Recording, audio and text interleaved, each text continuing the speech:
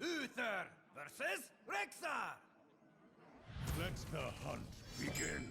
I will fight with honor. Alrighty. Game 2, we're against a hunter here. And all 5s. No good. So, we're going to get rid of all of them. We got to get some low mana cost stuff.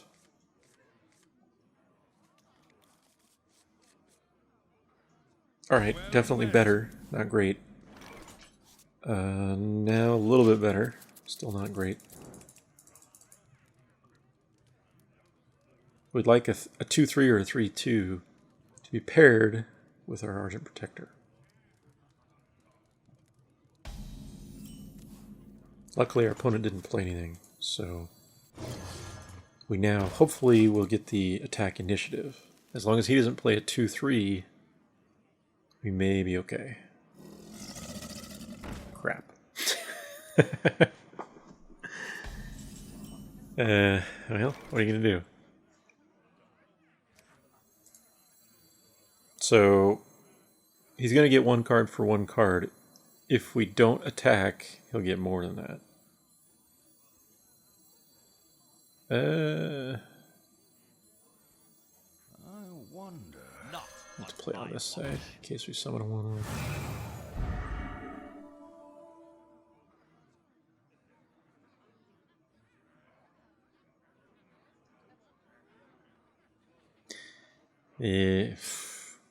Crap.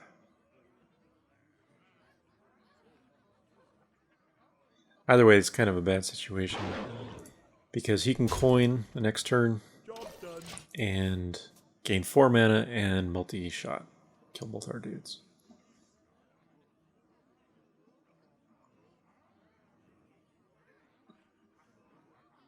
And his crocodile will survive. So, like I said, that's the downside to not having... if you have all these support cards, you don't really have a way to,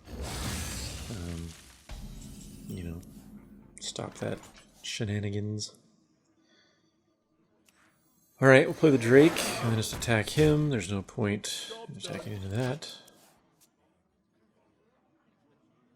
So Drake's pretty good.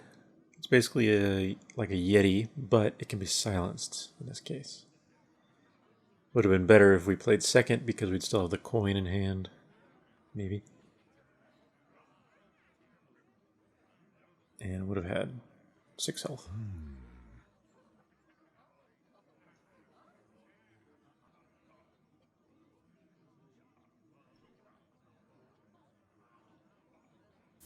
What's he got? Coin F5. Probably. Photo. Bummer.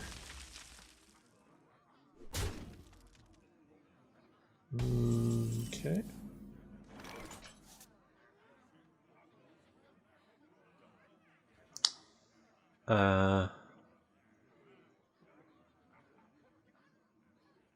So I think the best play is to command, well...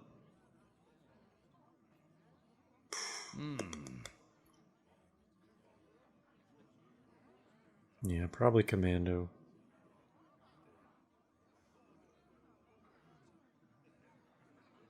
Either way, he will be able to kill one of our cards with his 2-3 dude.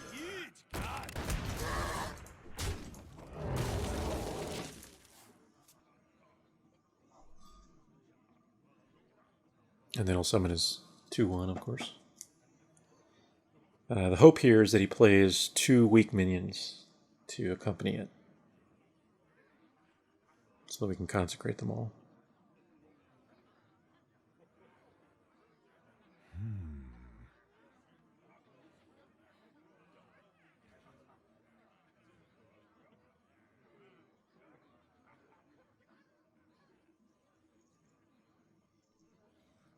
We got It Master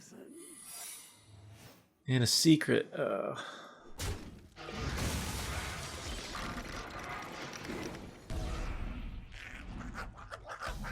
So we're gonna have to just assume that that is explosive trap and attack.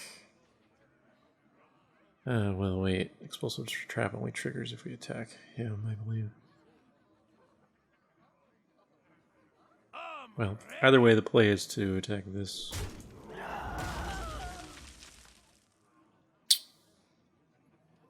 And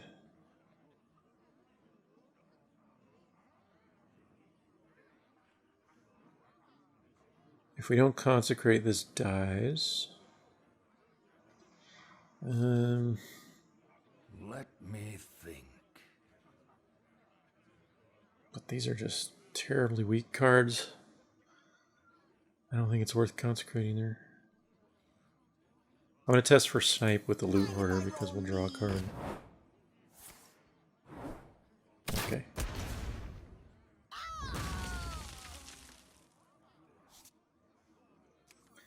Then we'll play the Berserker and...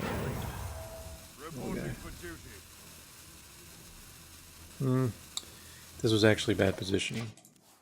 For a hunter, you want to actually put your weakest minion in the center. So I should have summoned first and then put the Berserker on the outside. Because it does 5 damage to the middle target and 2 to the sides. So he'd be able to kill all this if he wanted to. Or if the Berserker was outside, it would just give up.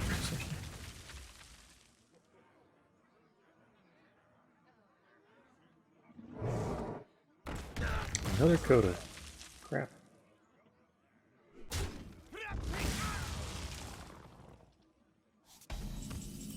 Alright, well, Venture Co is decent here, but it does give him attack initiative.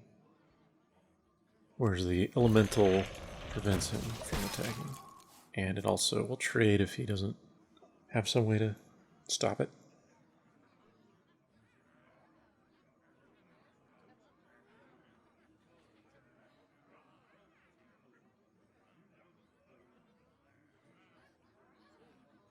And also with other minions in our hand that are pretty high cost. If we played the Venture Co last turn and he didn't get rid of it, you know, it survived, we wouldn't be able to play another minion, basically. I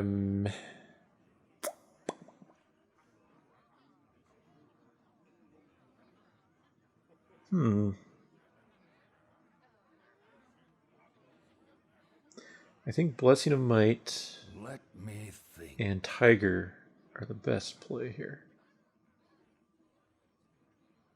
Because if he wants to kill our Elemental with his Stormwind Champion after we kill this, then that would be to, well, he'd still be in the lead because Kodo took out one, but we can't prevent that. You know, it's already in the past.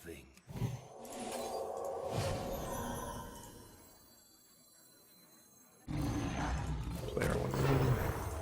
Reporting for duty. And this is the proper positioning here because the stealth can't be targeted by explosive shot. So these, you know, he would have to target this or this.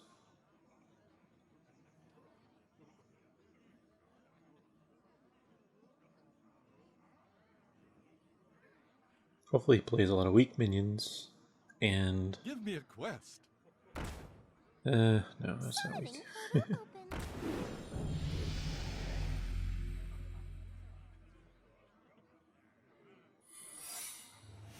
Another secret. Bummer.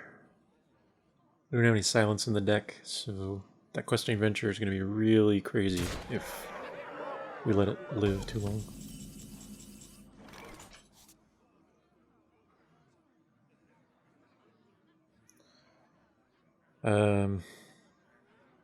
If this is Freezing Trap, our minion is going to be sent back into our hand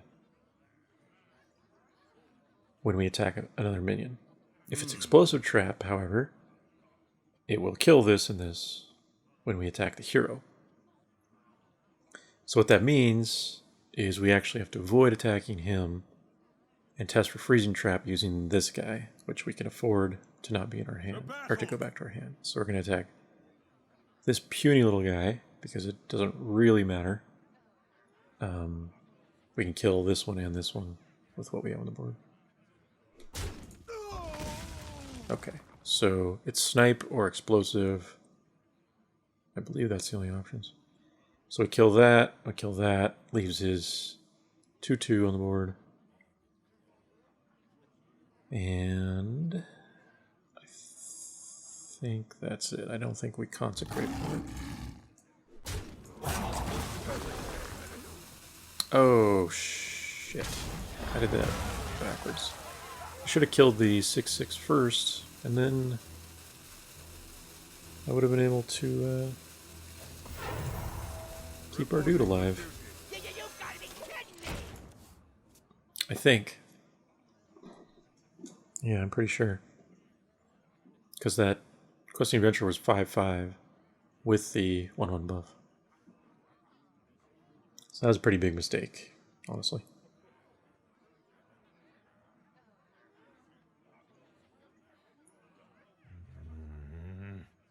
So there was no reason to play the panda there because I'm pretty confident that this is explosive trap since we had 2 1/1s out. And if it wasn't, if it was snipe, this would have survived it. I guess technically the healer would too, but only with... I wonder.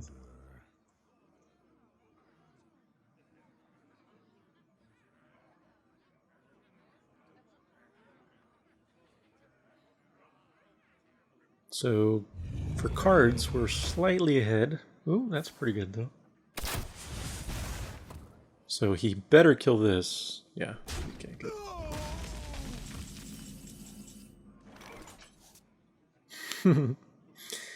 So we have to consecrate here. So that we can kill that giant, essentially. There's no way to save our dude and kill this. So the consecrate would basically be killing that, but then also having the secondary effect of letting us get this low enough to kill it. Leaves us with 6 mana, and it doesn't probably play the healer, I guess. Or maybe a bunch... Well, no, that's still explosive trap, right? So playing the weak guys is pointless.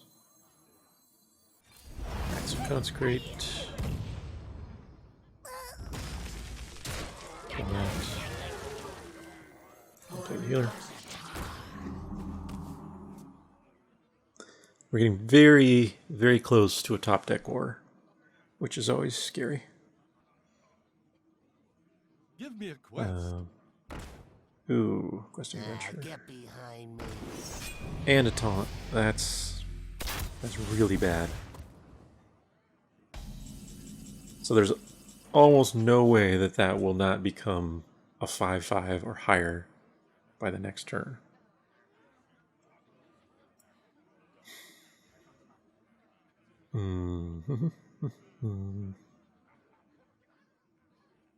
So we definitely need to summon 1/1, so we just have fodder to sacrifice into this if he doesn't have a taunt for the next turn.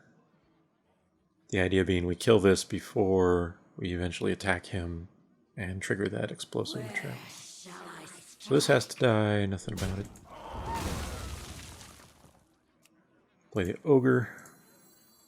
Actually, what do you think? If he ends up playing another taunt, then we will probably need another minion on the board. Let me think. So I'm going to actually Brewmaster and summon a dude. Reporting for duty. And positioning, this guy in the middle is the best. Although I don't think he has explosive shot. He would have used it many rounds ago.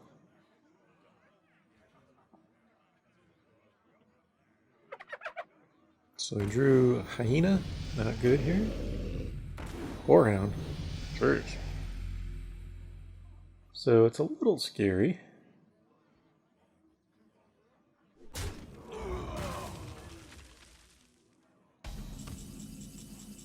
Definitely not out of the woods. Oh, consecrate, you beautiful, beautiful thing. So, as I said, board clear is king, and this is one of those situations. Fortunately, our ogre will die to that thing.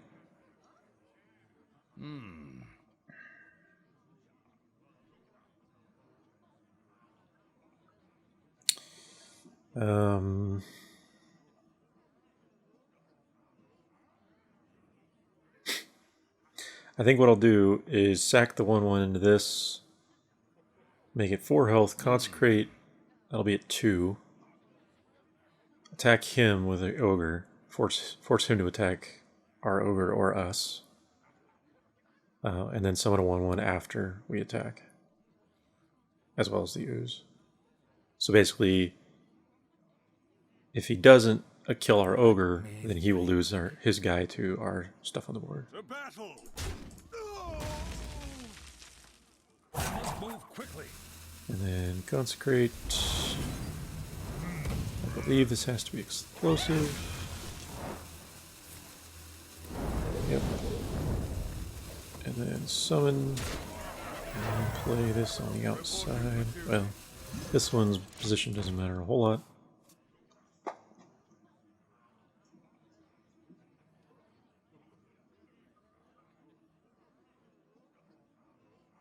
So unless he drew something amazing, he should trade ogre for this guy. I wonder. That might. No, that's still not enough. So he's going to attack us with that 9/2. Almost certainly.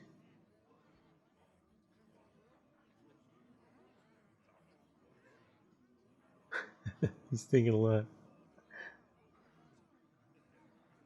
I wonder. Because it'll put us 7, which is scary, against steady shot, which means we die in 4 rounds. Oh, no. He thought better of it. Alright. I think that's the better play from him. The safer play. But, especially as a paladin, we're pretty likely to start getting back board control. So we play the stealth in the middle. Now we're in a top deck war with health levels basically even. But usually in the mid game, or late game rather, minion count is king. And obviously paladins have that in spades. Oh, start with champion. Jeez. Okay, so plates on the outside. Reporting for duty. Sack our Battle. this guy. Problem solved. There we go. So I'm pretty sure this stealth dude was enough. It was a big enough creature that it would have only been a couple rounds unless he really drew something great. The champion obviously pushes it over the edge. Alright, we did it. So they got pretty close at the end. We always had a little bit more card advantage, either on the board or in hand, but it was close. Close enough that, you know, a top deck of a legendary or just a couple really beefy creatures, our minions would have turned the tide.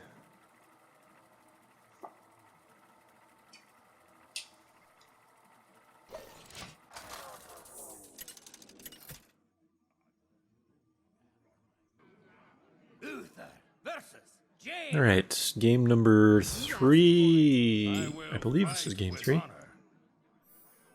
We're against a mage. And let's see, we're going first. So we got a cleric. Hogger is no good first. Lay on hands is no good first. So we'll just drop those two, really. Alright. This is the same setup we had at the start of last game. And it's still not quite as good as it could be. This should be a non-support 2, ideally. We can't play the Hoarder because he could blast it, so we have to play the Wolf. And then just, again, hope he doesn't play a 2/3 minion. Actually, I lied. In that case, it would be okay because we have a cleric in hand. So if we were relying on using the protector to give it Divine Shield, it would not work. Okay. He decided he'd had enough of that. So here we'll play the Loot Hoarder, because if he wants to ping it, it's going to cost him 2 mana, which means he would only have potential of 2 mana remaining if he coined. Alright, so he does not want to. So that's fine.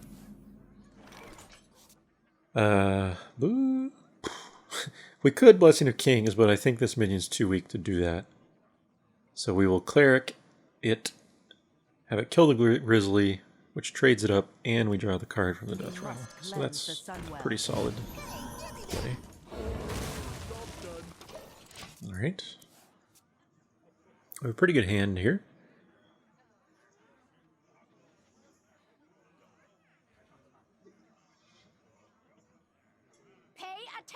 Also, in general, the way to play against Mage typically is to use fewer minions if possible, but that's not always possible because of what they have available.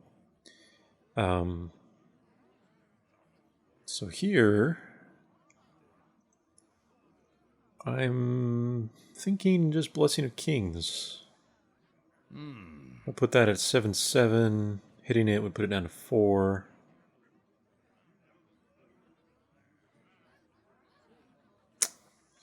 It's tough. If we let it live, it will get a kill of something. The downside to this is now this is susceptible to Poly or Fireball. It would still be an even trade, because remember we killed something already. So this is 2 cards for us, and it would be 2 cards for him. Alright, there's the Fireball. So even cards, but we have initiative once again, which means we're still slightly ahead.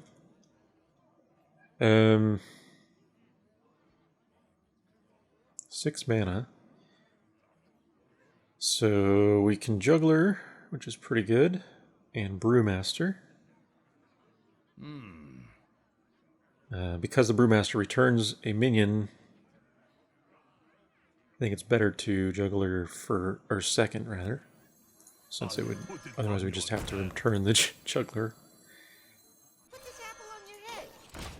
And we have to be a little careful because I don't think he's coined yet, so we're in Flame Strike range. So I actually should have considered that first. I don't know that the play would have changed though, because all of our other minions, except this guy, which we can't play yet, have 4 or less health anyway. So if we see the coin, then expect a Flame Strike. Okay, no. That's probably good for us. The other thing you have to try to do against a Mage, which is very difficult, is when you make trades with minions, keep your minions above 1 health, so that they cannot Fire Blast it and get the killing blow.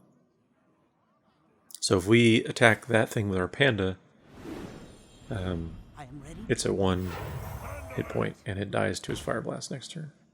Oh, well, he buffed it anyway.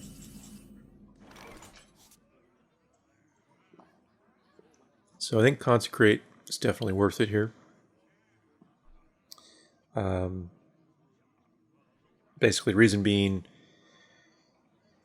if we don't do that, we have to kind of play a lot of risky games. We would have to summon a minion, hope that the shot from the Juggler hits the 1 health dude, and then the 2/2 can still kill our Juggler, and this thing can kill that. The only other way is if the ping hits this, the Juggler kills the raid leader, this goes down to 3 attack, then our Panda kills it without dying, Juggler is dead, Panda is alive, but it's at 1 hit point, and then he pings it down the next turn and has 5 mana remaining. So Consecrate basically solves a lot of those problems. It's a roundabout way of putting it. So we Divine Shield this thing. So Flame Strike still very possible, but that was the play.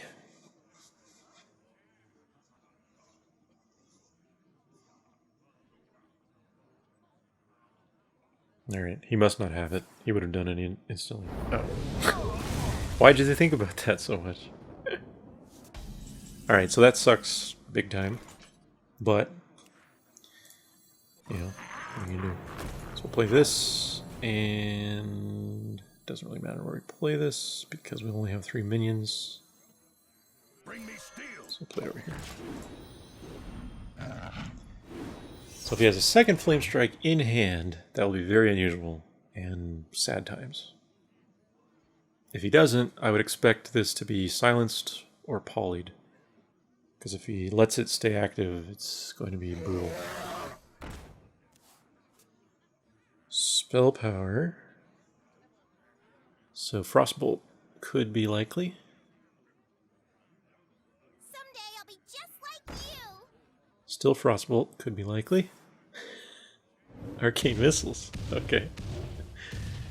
Good try.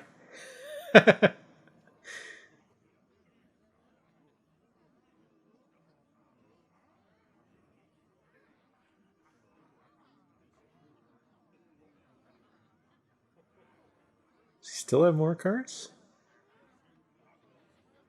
Wow. I wonder. What's this? Explosion. He spent a lot of cards on that, I have to say. Okay, so we get our two taunt back, but it still dies to those 2 minions if he wants. I wonder. There's not much we can do about that, though.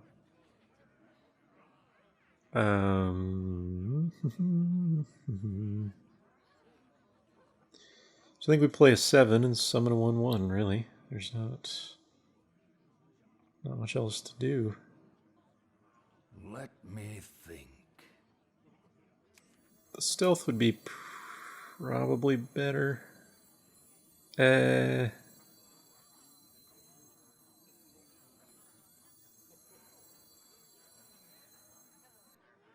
I lied. I think this one is better because it has 6 health. So it could technically kill the Drake if he uses the Drake to kill the 2/2 taunt, and then uses this Sorcerer's Apprentice to kill a Hogger next turn. Either way, we attack him because we expect this stuff to die from his minions.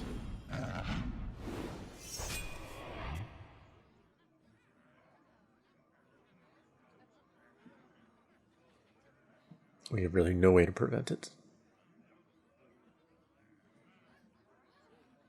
I just realized I should have summoned this 1/1 first, and then played the Guardian out here. Just to prevent Cone of Cold being quite as effective as it might have been otherwise.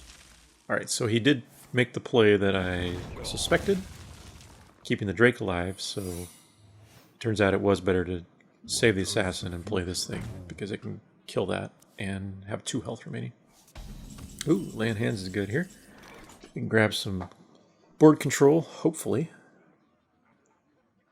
So killing the Drake is really the way to go, but we don't know what that secret is. Let me So, because the board is pretty much even, I mean, we even slightly have control. Although we're wasting the heal, I'm going to play... Oh, shit. Is that a way to heal anything? I thought it was hero. Oh, man. I didn't realize how... I thought that card was a lot worse than it is. That's silly. I thought it was restore 8 health to your hero this whole time. So I could have healed that guy. Shit. That was a mistake. That was a error. Anyway, hopefully this is vaporized. That'd be awesome. And it could have been counterspell. I just now realized as well. I should have tested for vaporize first, but it's usually mirror entity. That's kind of the common. Alright, well. Here you go, mages being mages. But we have a lot of cards. A lot of big, big cards. The problem is, they're going to be copied. And he will get board control, basically. So I think... Let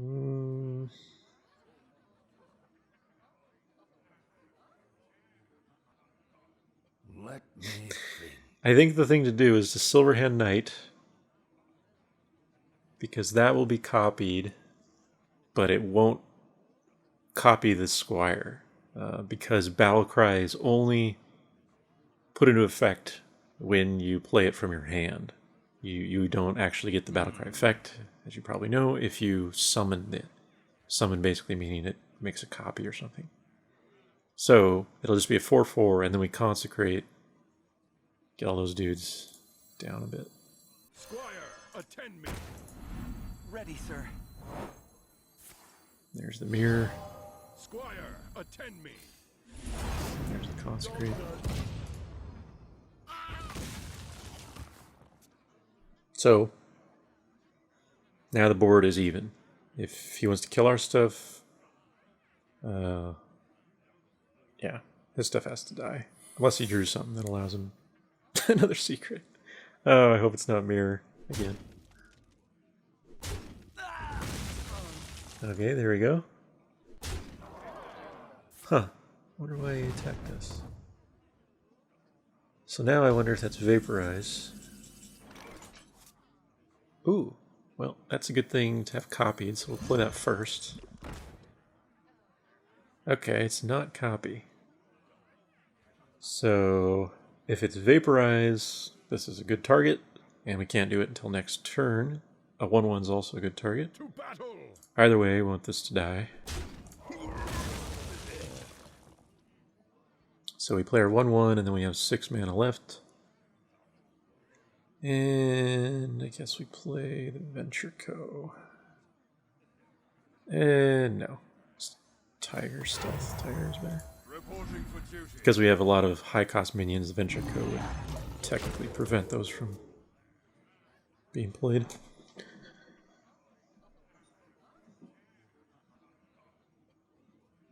So he's top decking, we are not. We have board control. This game is all but over, I would say. What to do? Why is he pinging that? Going cold?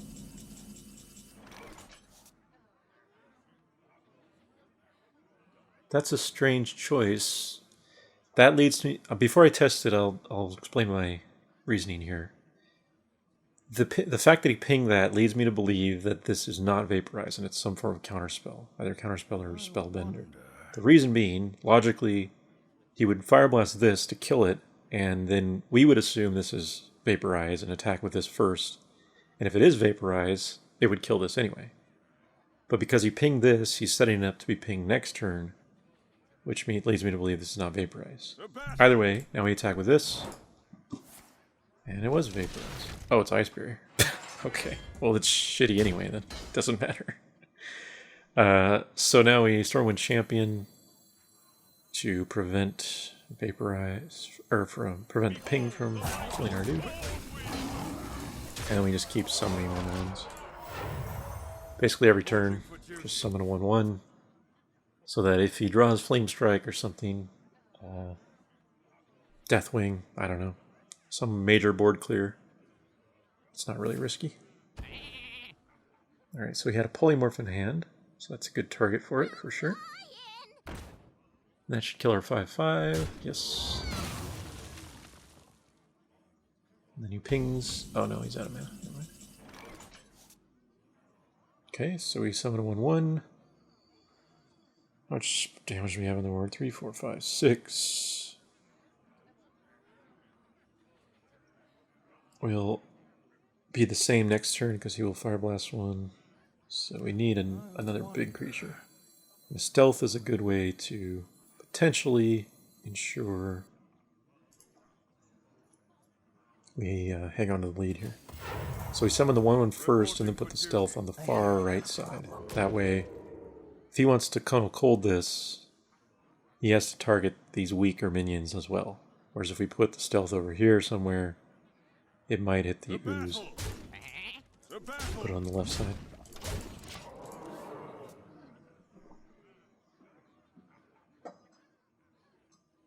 Well played. You win. Well played. Well played. Alright. That went pretty well.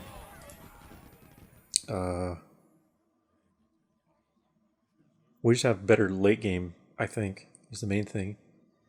He did get one really good flame strike, which I would argue should have turned the game around for him, or at least evened it up.